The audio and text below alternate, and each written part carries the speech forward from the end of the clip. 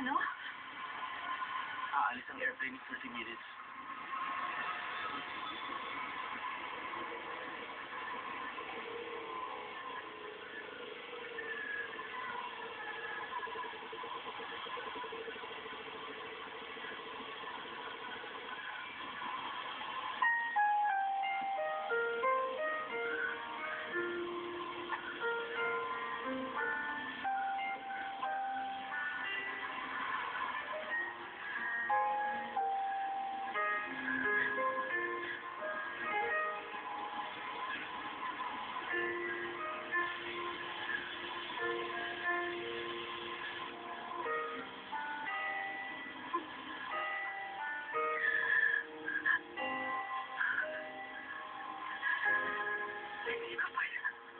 Hindi ko pa siya napapasalamatan.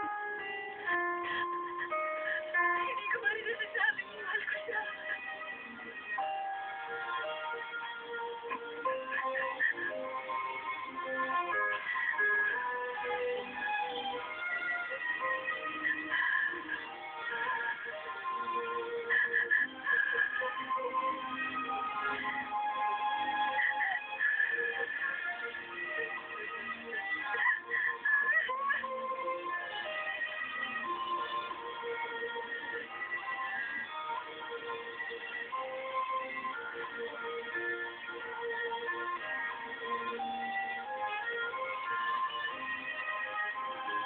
Babalik ka na doon.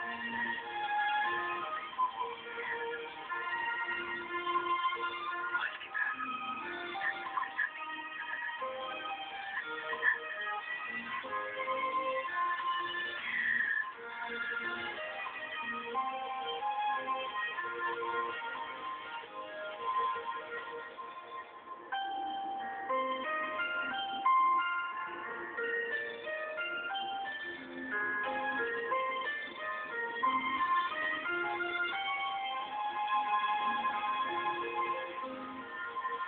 Susunod na balita, update tungkol sa Shinwa Group.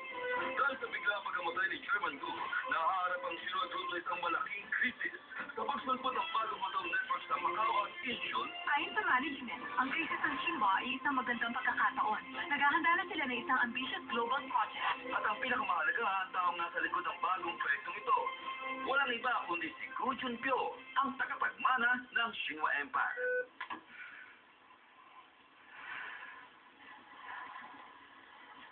Wala ka pa rin bang balita tungkol sa kanya? Halos kalahating taon na rin. Alam kong busy siya, pero dapat tinatawagan ka niya.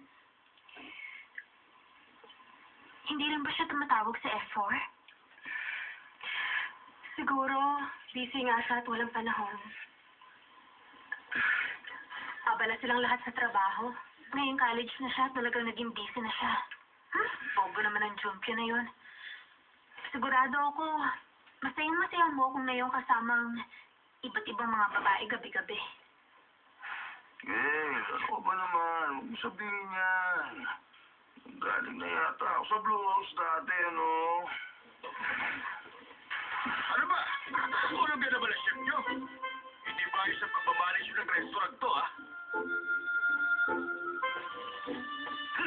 Andito na naman yung matanda. Sir, ano po ba gusto niyo ngayon? Royal soup lang. Royal soup? Sir, ano po ba yung royal soup? Parang sobra na po yata ang ginagawa niyo. Alam niyo po, luguan ng puto, hindi restaurant. Ang ino-order ninyo, wala naman po sa aming menu. Dried mackerel fish soup. At ano pa nga ba?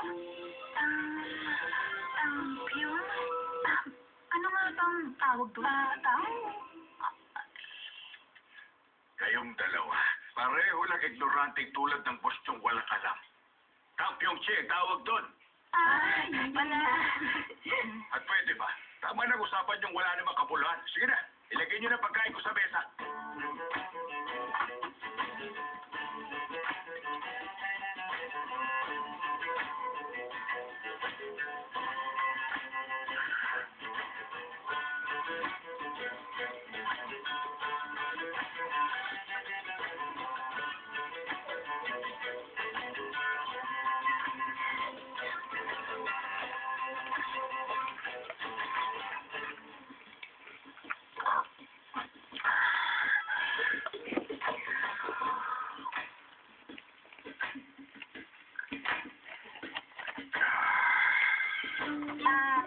Masarap po ba yung pagkain namin ngayon? Masarap ganyan. Ayoko lang magtampo ng pagkain. Pinilit ko lang ang sarili kong bumusin ang pagkain. Ang akala ko nga po, pati bowl kakainin nyo na rin. Sabihin mo dyan sa chef, napakaganda ng bowl para sa pagkain. Pero sir, siya po ang boss namin dito. Pues, hindi siya boss para sa akin, ano?